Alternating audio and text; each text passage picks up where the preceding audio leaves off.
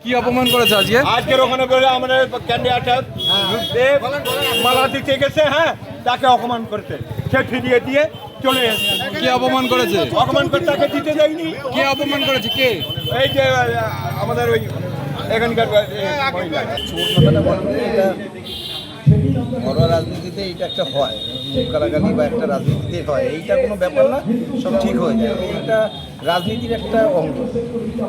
আপনার সাথে হাতাহাতিও করতে থাকবে কর্মীদের সামনে এটা হয়েছে, সেটা ঠিক হয়, তাও বলো ঠিক, এরা রাজনৈতিক অভিভাবক। আপনি কি অসম্মানিত মনে করছেন না? অসম্মানিত রাজনীতি করতে গেলে অরকমই হয়, সম্মান অসম্মান সব কিছুই হয়।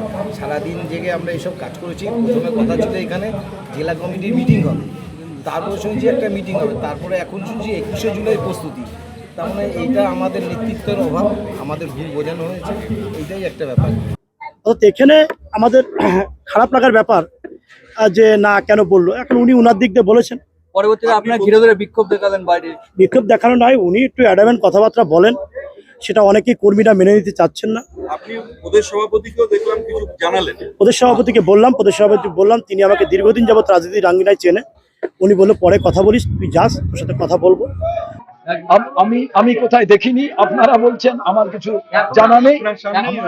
আমার সামনে কেউই হাতাহাতি করেনি। দুটো জিনিস হচ্ছে, আপনাকে বলি, একটা ব্যানার পেছনে কেন নেই এই নিয়ে অভিযোগ ছিল, এ নিয়ে ব্যাপারটা কিছু নয়।